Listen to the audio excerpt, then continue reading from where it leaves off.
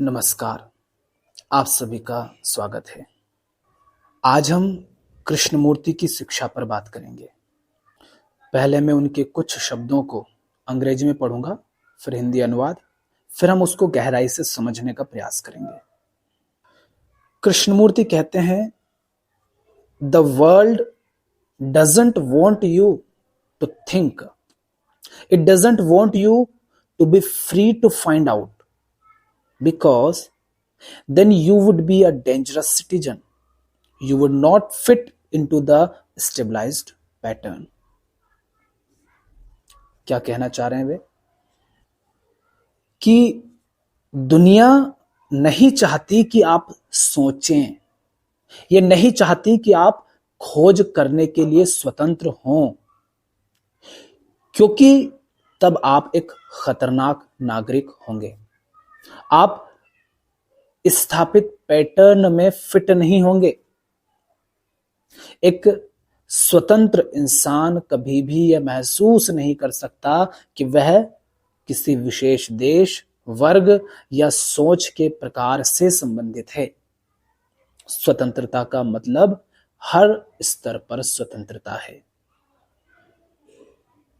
अब या तो आप समझ ही गए होंगे कि वो क्या कह रहे हैं, लेकिन समझने का अर्थ यदि सिर्फ मानसिक है और आपकी हस्ती यदि वैसी नहीं है, आपकी जिंदगी यदि वैसी नहीं है, तो फिर समझिए कि आप कुछ नहीं समझे। सुकरात ने सिर्फ शब्दों में दोहराया भर नहीं था कि मैं बस इतना जानता हूं कि मैं कुछ नहीं जानता। उन्होंने जाना था कि वे कुछ नहीं जानते, इसीलिए फिर उन्होंने कहा था। मगर उनको पढ़ लेने वाले लोग सिर्फ शब्द को दोहराते हैं। तो कृष्णमूर्ति ने अभी ये जो बात कही, अगर आप इसको सिर्फ मानसिक तल पर समझ रहे हैं और आप वैसे व्यक्ति नहीं हो गए जिस मुक्त व्यक्ति की बात कृष्णमूर्ति कर रहे हैं, आपकी हस्ती अगर वैसी नहीं है, तो ये भ्रम मत पालिएगा कि आप समझ गए हैं। तो यदि आप समझ गए तो कोई बात नहीं, नहीं समझे तो चलिए समझते हैं। और कोई बात अगर दोहराता हूं तो बेहोशी में नहीं दोहरा रहा हूं, उसको फिर से ध्यान से सुनिए।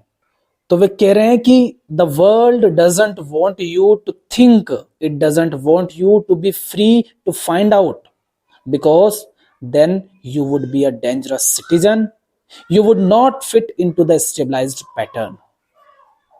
4 शब्द हैं जिनको मैं समझाना चाहूंगा इस चर्चा में।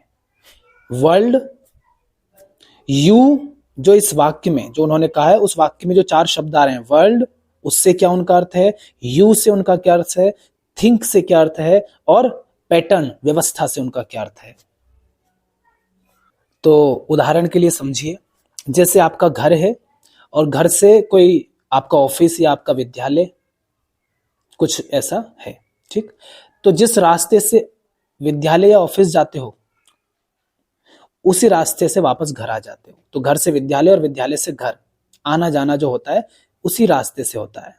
एक तरफ से जाओ तो विद्यालय पहुंच जाओगे, उधर से आओ तो घर पहुंच जाओगे, ठीक। तो आप और दुनिया, वर्ल्ड एंड यू, ये क्या है, ये 2 छोर हैं। इन दोनों छोरों में सबसे ऊपर भी आप ही बैठे हैं और बिल्कुल केंद्र में सबसे नीचे भी आप ही बैठे हैं। ऐसे समझो कि देश में जो सबसे ऊंचा पद है, मान लीजिए प्रधानमंत्री का, तो उस पद पर जो बैठा है वो प्रधानमंत्री नहीं, वो एक व्यक्ति है, व्यक्ति। और उसको वहां बैठाने वाले जो सबसे नीचे झुग्गी झोपड़ी में रहते हैं, वो भी एक व्यक्ति है। तो सबसे नीचे भी व्यक्ति है, सबसे ऊपर भी व्यक्ति है, बीच में भी व्यक्ति है, हर जगह सिर्फ व्यक्ति ही व्यक्ति है। पर उस व्यक्ति को भ्रम है कि उसके अलावा कोई व्यवस्था है जो व्यक्ति से इतर, व्यक्ति से अलग अपना अस्तित्व रखती है। तो जब ऐसा आपसे कहा जाए कि दुनिया आपको आजाद नहीं होने देती, इसका अर्थ यह मत समझ लेना कि दुनिया मतलब कुछ आसमानी चीज है, कोई बहुत बड़ी चीज है। नहीं, मनुष्य, आपके अलावा जो मनुष्य हैं, वो आपको आजाद नहीं होने देना चाहते और आप अन्य लोगों को आजाद नहीं होने देना चाहते। तो जब वो कह रहे हैं Krishnamurti, the world doesn't want you to think, तब वर्ल्ड से अर्थ क्या है? आप एक व्यक्ति हैं, आप एक व्यक्ति हैं, तो व्यक्ति के तल पर आपका जो परिवार है ना, परिवार, आपकी जो रिश्तेदारी, माता पिता, भाई बहन, दादा दादी, काका काकी, चाचा चाची, मामा फूफा मौसी बुआ, ये जो आपका कुटुंब है, एक व्यक्ति के तल पर ये आपका कुटुंब आपके लिए वर्ल्ड है। ध्यान से समझिएगा। अगर आप ध्यान से अपने घर में देखें तो आपका जो कुटुंब है पूरा, है ना, कुनबा, जिसे लोग वंश भी कहते हैं, है ना, जिसको बचाने की बात अर्जुन कह रहा था कृष्ण से कि मेरे वंश का क्या होगा, महिलाएं भ्रष्ट हो जाएंगी। अभी देखो आसपास बच्चे की आवाज आ रही है, थोड़ा डिस्टरबेंस हो सकता है आपको। तो ये जो कुटुंब है, ये जो वंश है, ये आपके लिए वर्ल्ड है। यहां पर जब कृष्णमूर्ति कह रहे हैं वर्ल्ड, तब आपके लिए ये जो कुटुंब है, उस वर्ल्ड को इस वर्ल्ड की भांति समझिए। तो आपके घर में भी एक व्यवस्था होती है ना, एक पैटर्न होता है कि क्या करना है क्या नहीं करना है, कैसे जीना है कैसे नहीं जीना है, हर चीज का एक पैटर्न होता है। संबंधों में किसके साथ कैसा व्यवहार करना है, किस तरह से रहना है, माता और पिता का संबंध, भाई बहन का संबंध, दादा दादी से आपका संबंध, फूफा मौसा बुआ, इन सब से संबंध, और हर संबंध में अंतर होता है। और आप देखेंगे कि जिस तरह की व्यवस्था आपके घर में है, आपके पड़ोसी के घर में हो सकता है कि माता का और पिता का, भाई का बहन का और पिता और पुत्र का, उनके संबंधों में थोड़ा अंतर हो। किसी के घर में पिता और पुत्र गले तक नहीं मिलते और किसी के घर में खूब मस्ती करते हैं। ठीक, तो जब कृष्णमूर्ति कह रहे हैं कि दुनिया नहीं चाहती कि आप सोचें, तब दुनिया से मतलब क्या है, कौन नहीं चाहता? आपका ये जो कुटुंब है ना, आपका जो वंश है, ये कुनबा, ये नहीं चाहता कि उसमें जो सदियों से, पिछले कई पीढ़ियों से जो व्यवस्था चली आ रही है, आप घर के एक व्यक्ति किसी भी तरह से उससे अलग हों। जो उनकी मान्यताएं हैं, जो परंपराएं हैं, जो रीति रिवाज है, जो उनका पहनावा है, खान पान है, व्यवहार का, संबंध का तरीका है। तो जब वे कह रहे हैं कि दुनिया नहीं चाहती कि आप सोचें, आप, दुनिया और सोचना, तो आप कौन है? एक व्यक्ति हैं। दुनिया क्या है? आपका कुटुंब। तो कुटुंब नहीं चाहता कि आप एक व्यक्ति की भांति सोचें। सोचने का अर्थ क्या है उसको भी हम समझेंगे, ध्यान से समझिएगा तो पूरी बात समझ आएगी। अब वर्ल्ड का अर्थ बदल जाता है कब? थोड़ा सा ये बच्चे की आवाज सुनो। ये हमारे घरों की हालत है। मैं अभी ऐसी जगह हूं जहां पर ये शोर हो रहा है। ये हालत है हमारे घरों की। ये होता है अज्ञान के कारण। ये होता है जब हम नहीं समझते कि जिंदगी क्या है। हम खुद नरक में जीते हैं, औलादे पैदा करते हैं और उनकी जिंदगी को बर्बाद करते हैं। ये जो चीख रहा है ना, ये उसी को पुकार रहा है जिसको आप पुकार रहे हैं अपनी जिंदगी में। मगर आपको क्या भ्रम है कि आप कुछ जगत से पालेंगे तो आपको वो मिल जाएगा। पाकर नहीं मिलेगा, समझ कर जान कर मिलेगा। इसलिए ध्यान से समझिए। तो व्यक्ति के तल से जब आप आगे बढ़ेंगे तो क्या होगा? ये कुटुंब जो है, जो नहीं चाहता कि आप सोचें भी, ये नहीं कि आप कुछ करें, ये कुटुंब नहीं चाहता कि सोचें भी आप, ये बिल्कुल नहीं चाहता कि आप थोड़ा सा विचार भी करें। सोचने तक की गुलामी है, आप सोच भी नहीं सकते। कर्म बहुत दूर की बात है, आपके सोचने पर भी पाबंदी है। ये कुटुंब क्यों नहीं चाहता ऐसा? क्योंकि कुटुंब के तल से अगर देखो तो समाज उसके लिए वर्ल्ड है, दुनिया है। अर्थात जैसे एक परिवार में, एक कुटुंब में अगर एक व्यक्ति भी उस परिवार की, उस कुटुंब की व्यवस्था से बाहर कुछ करता है तो वो पूरा परिवार, पूरे रिश्तेदार, पूरा कुटुंब उसके ऊपर हावी हो जाता है। उसी तरह से एक समाज के भीतर जब एक परिवार, एक कुटुंब उस सामाजिक व्यवस्था से इतर कुछ करता है, कुछ नया करता है, उस व्यवस्था से बाहर का कुछ करता है। और करना हमेशा आता है सोचने से ही। पहले सोचोगे तभी तो उसको करोगे। विचार से ही कर्म आते हैं। तो एक परिवार डरता है, वो कुछ भी अलग करने के लिए आजाद नहीं है। ऐसा नहीं कि कर नहीं सकता, आजाद है ही नहीं। समाज नहीं चाहता कि वो कुछ अलग करे। और यदि कोई परिवार सामाजिक व्यवस्था से अलग नियम कायदों पर चल रहा है, सामाजिक जो व्यवस्था है उससे इतर कुछ कर रहा है, तो पूरा समाज उसके ऊपर हावी होता है। माने उसको कंट्रोल, नियंत्रित करने की, उस पर हावी होने की कोशिश करता है, उस परिवार के ऊपर। तो अब समझ पा रहे हो?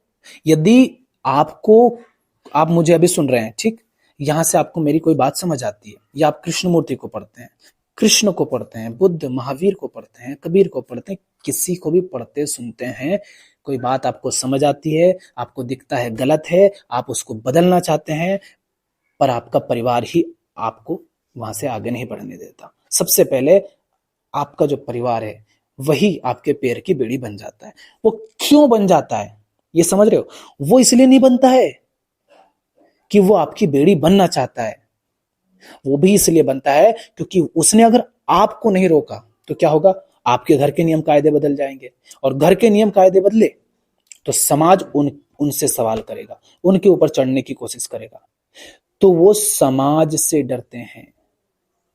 वो इस बात से डरते हैं कि अगर हमारी औलाद ने, हमारे लड़के ने, हमारे पति ने, पिता ने, बहन ने, बेटी ने अगर उड़ान भर ली, तो भैया उड़ान तो आसमान में होती है और वो सबको दिखाई देता है।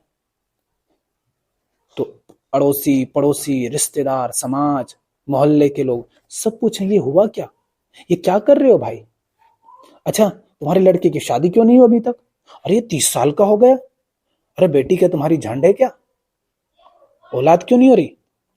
अरे कहीं सन्यासी हो गया? बच्चे पैदा कब करेगा? टोन निकल रही, तेरे बाल सफेद हो रहे हैं। ऐसा नहीं कि ला करके तुम पे तलवार चला देगी सीधे समाज, नहीं, इन तरीकों से समाज तुम पर हावी होने की कोशिश करता है। और जो व्यक्ति है परिवार का, जिसकी औलाद, जिसका बेटा बेटी कोई आसमान में उड़ रहा है, उस बेचारे के पास कोई जवाब नहीं होता, क्योंकि उसमें इतनी अक्ल नहीं होती, क्योंकि वो खुद ही तो गुलाम होकर जी रहा है, कुछ जाना सीखा तो है नहीं, क्योंकि सोचने तक की तो उसको आजादी नहीं थी ना। तो उसके पास कोई जवाब नहीं होता है, वो डरा हुआ होता है, घबरा जाता है। जैसे ही घर का एक सदस्य मुक्त होने लगता है तो पूरा घर, परिवार, रिश्तेदार सब घबरा जाते हैं। और फिर वो आसमान में दिखता है तो समाज भी सवाल पूछता है कि छोकरी दूध काहे नहीं पी? और छोकरी ने कहा दूध मेरे लिए नहीं है, देखो गाय का दूध गाय के बच्चे के लिए, मेरी माँ का दूध मेरे लिए, मेरी माँ को अब दूध नहीं आता, मुझे पीना था तब पी लिया, अब मैं बड़ी हो गई, मैं बच्ची नहीं हूं। तो समाज फिर तर्क करता है, कुतर्क करता है, बकवास करता है, कहता अरे कृष्ण भी तो पीते थे। सबके तुम जवाब दे दोगे, पर फिर वो नहीं देगा ना, घर वाले कैसे देंगे? क्योंकि वो तो उन्हीं के जैसे जी रहे हैं। तो पूरा कुटुंब माने परिवार नहीं चाहता कि व्यक्ति उस व्यवस्था से बाहर निकले। तो परिवार वर्ल्ड है व्यक्ति के लिए, और परिवार के लिए, एक घर के लिए, एक परिवार के लिए पूरा समाज दुनिया है। अब इसी तरह इसको आप आगे बढ़ा सकते हैं, क्योंकि मैं अभी समझाऊंगा तो बहुत लंबा हो जाएगा। कि समाज के लिए पूरी संस्कृति, पूरा कह सकते हो, पूरा जिला कह दो, पूरा राज्य कह दो, पूरा देश कह दो, पूरा धर्म कह दो, कि एक समाज अगर फलाने धर्म को मानता है तो उस धर्म में वो कुछ भी ऐसा नहीं करेगा जो उस धर्म की मान्यताओं, व्यवस्थाओं से अलग कुछ हो। भले ही उसको ये दिख रहा है कि जो कुछ चल रहा है वो गड़बड़ है। तो व्यक्ति पर परिवार, व्यक्ति के लिए परिवार दुनिया है, परिवार या एक घर के लिए पूरा समाज दुनिया है, समाज के लिए पूरा तहसील, जिला, राज्य और देश और दुनिया क्या है? एक दुनिया है उसके लिए। भारत देश या अमेरिका भी वो काम कर सकता है क्या जो वर्ल्ड वाइड रिस्ट्रिक्टेड है, मना किए गए हैं कि ये किसी को नहीं करना है। अगर कोई देश कुछ ऐसा करता है जिसकी मनाही है, तो बाकी के देश माने पूरी दुनिया फिर उसके ऊपर हावी होगी कि तुमने ऐसा क्यों किया।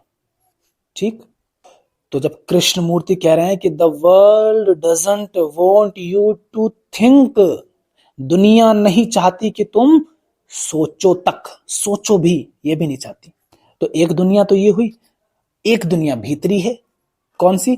प्रकृति। आपका शरीर आदतों में जी रहा है, वो आदतें नहीं चाहती कि आप उनसे आजाद हों। शरीर सदियों से हिंसा करता आया है, गुलामी में, आदतों में जीता आया है, वृत्तियों में बहता आया है। तो बार बार वो वृत्तियां, वो आदतें, वो भावनाएं, काम, क्रोध, लोभ, मोह, ईर्ष्या, तुलना, भय, ये सब तुम्हारे ऊपर हावी होते हैं, तुम्हें प्रभावित करते हैं, तुम्हें संचालित करते हैं, फिर तुम्हें चाहे पता हो या ना हो। मगर जैसे ही, बात तो वही है ना, तुम्हें सोचने तक का भी तो समय नहीं देना चाहते ये। जब घटती है घटना, काम, क्रोध, लोभ, मोह, ईर्ष्या, भय, किसी भी तरह की, सोचने तक का तुम समय नहीं दे पाते हो। क्योंकि सोच लिया, विचार कर लिया तो क्या होगा? क्रांति हो जाएगी।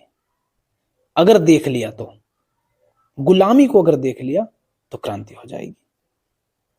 सोचने तक की तुम्हें आजादी नहीं देना चाहते, क्योंकि अगर सोच लिया तो क्रांति हो जाएगी।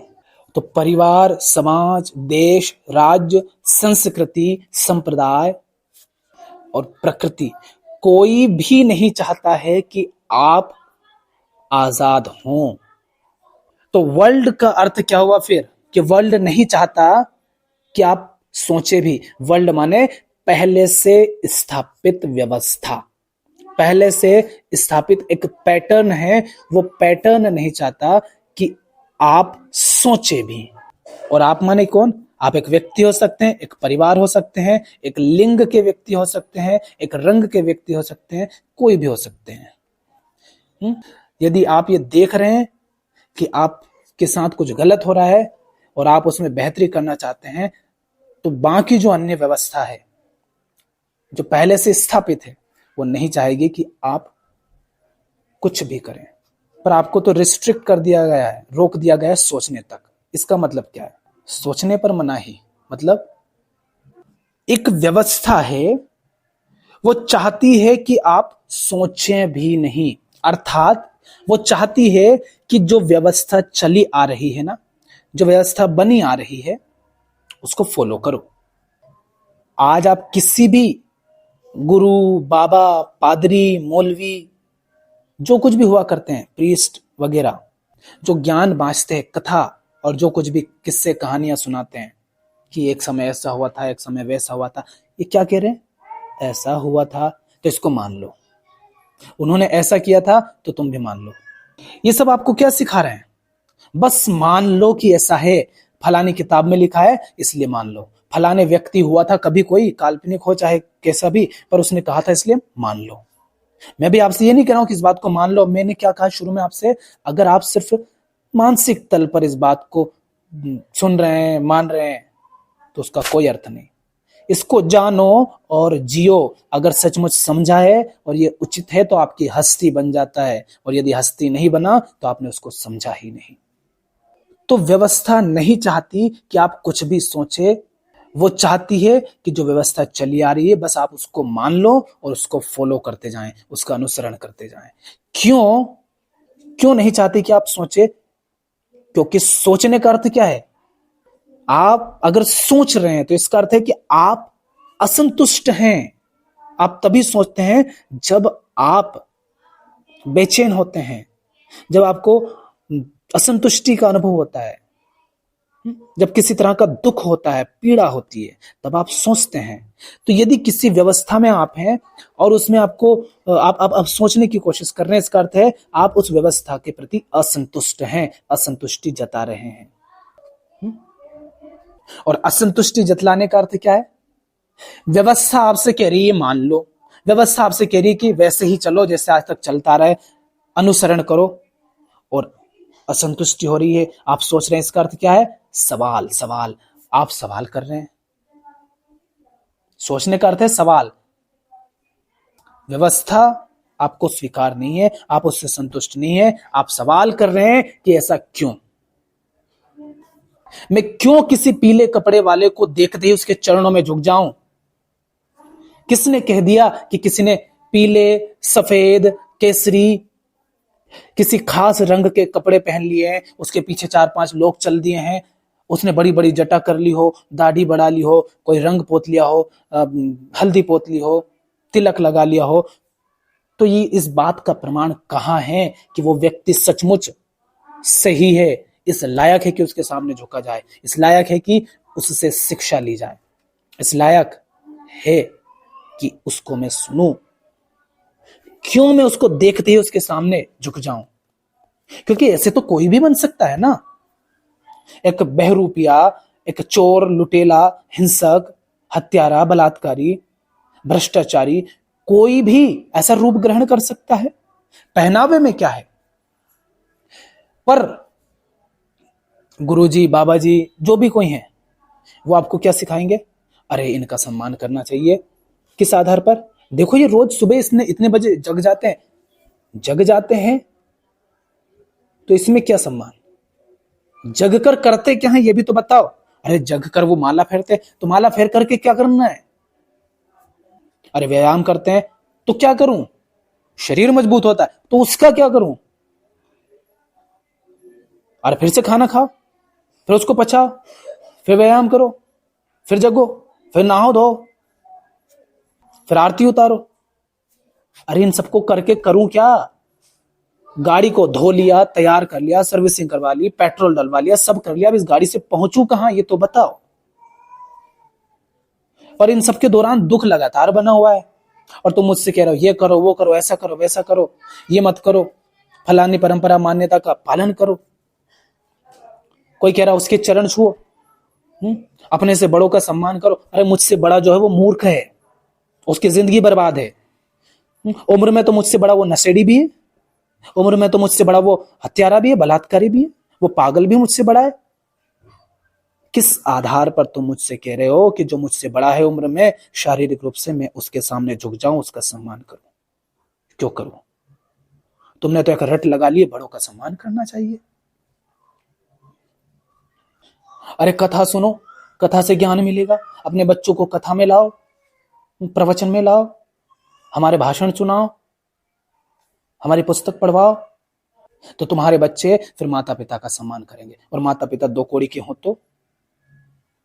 समाज में जितने भी घटिया लोग हैं, झूठे हैं, बेईमान हैं, भ्रष्टाचारी हैं और खूब हैं, ये भी किसी के माता, किसी के पिता, किसी के भाई, किसी के बहन होंगे ही, किसी के दोस्त यार होंगे ही। हाँ, तो कोई माता बन गया, कोई पिता बन गया, कोई भाई बहन, पति या पत्नी बन गया, किस आधार पर वो सम्मान का पात्र हो गया? तो सोचने का मतलब क्या है? सोचने का मतलब है सवाल। तो ये जो दुनिया है, ये जो व्यवस्था है, ये जो समाज है, तुम्हारे पैदा होने के साथ और उससे पहले जो व्यवस्था है, छोड़ो पैदा होने के बाद, जब तुम्हें दुख हुआ तब देखो कि आसपास जो कुछ भी चल रहा है वो किस तरह से तुम पर हावी हो रहा है, किस तरह तुम्हारे मन पर प्रभावी हो रहा है, किस तरह तुम्हें नियंत्रित कर रहा है, कैसे उसने तुम्हें कंडीशन, संस्कारित कर दिया है। और जैसे गुलामी दिखे तो सवाल करो, खोजो, जांचो, परखो, समझो कि चल क्या रहा है, क्यों चल रहा है, इसको चलना ही क्यों चाहिए, क्या सचमुच इसकी जरूरत है? कुछ भी दिखे पूछो। क्रीम पाउडर लगा रहे हो, पूछो क्या सचमुच जरूरी है? दोस्त ने फोन लगाया, क्या उसका फोन उठाना जरूरी है? क्या उससे बात करना जरूरी है? उसने जो पूछा उस बात का जवाब देना जरूरी है? उसने बुलाया क्या जाना जरूरी है? जा रहे हो तो कपड़े बदलना जरूरी है? जा रहे हो तो क्या कंघी करके जाना जरूरी है? ये सब करते हो ना? पूछो क्या ये जरूरी है? कुछ पढ़ रहे हो तो पूछो क्या जरूरी है? कोई काम कर रहे हो तो पूछो जरूरी है? झुक रहे हो तो पूछो क्या जरूरी है? किसी एक तरह का काम कर रहे हो तो पूछो क्या ये जरूरी है? खा रहे हो, पी रहे हो, जो भी कर रहे हो, आरती, पूजा पाठ, कोई पुस्तक पढ़ रहे हो, इस वीडियो को भी सुन रहे हो, तो पूछो कि क्या ये जरूरी है? और दिखाई दे कि सब व्यर्थ है, दिखाई दे कि सिर्फ एक पैटर्न है जो फॉलो करने को कहा जा रहा है, तो नकार दो उसे, विद्रोह करो। बोध और विद्रोह साथ साथ आता है, क्योंकि बोध की आवश्यकता ही इसलिए है क्योंकि हम गुलाम हैं, और बौद्ध का अर्थ यह है कि बेड़ियों के खिलाफ विद्रोह होता है। तो दुनिया, वर्ल्ड का अर्थ है पूरी व्यवस्था जो चली आ रही है, धर्म, संस्कृति, परिवार, रिश्तेबाजी, शादी, बच्चे, बूढ़े, जो कुछ भी जिंदगी में आप कर रहे हैं वो सब व्यवस्था है। वो व्यवस्था नहीं चाहती कि आप उससे आजाद हो, और वो नहीं चाहती कि आप सोचे भी, क्योंकि सोचोगे तो आजाद हो जाओगे, आजाद हो जाओगे तो उस पूरी व्यवस्था के लिए आप एक खतरा हो जाओगे। माने आप व्यवस्था को नष्ट भ्रष्ट कर दोगे, क्योंकि उसमें हर कोई गुलाम है, और आजादी किसको प्यारी नहीं, सबको प्यारी है। अंत में एक बात और कहूंगा, यदि सचमुच आप मुक्त होते हैं तो आपके लिए दुनिया की सारी व्यवस्थाएं ऐसी ही होंगी जैसे कीचड़ में कमल, जैसे कांटों के बीच गुलाब। कांटे आसपास है मगर वो गुलाब की भांति है, कीचड़ है आसपास मगर कमल की तरह उन सबसे मुक्त है। कीचड़ माने वही व्यवस्था, जात पात, धर्म, जाति, लिंग, रंग, रूप, कुछ मान्यताएं, कुछ करना होता है, ये बनना होता है, बच्चे, शादी ये करने होते हैं, परिवार बसाना होता है, कुछ जिम्मेदारियां हैं, रिस्पॉन्सिबिलिटी वो निभानी होती है, नियम, कायदे, मान्यताएं, परंपराएं इनको ढोना होता है। आप इन सबसे मुक्त होते हैं। या तो आपका कोई नहीं या सब आपके हैं। अपना तन भी अपना नहीं, और नहीं तो अंतरिक्ष का अंतिम कतरा भी मैं ही हूं। या तो सब कुछ मैं हूं या मैं हूं ही नहीं। आज के लिए इतना ही। धन्यवाद।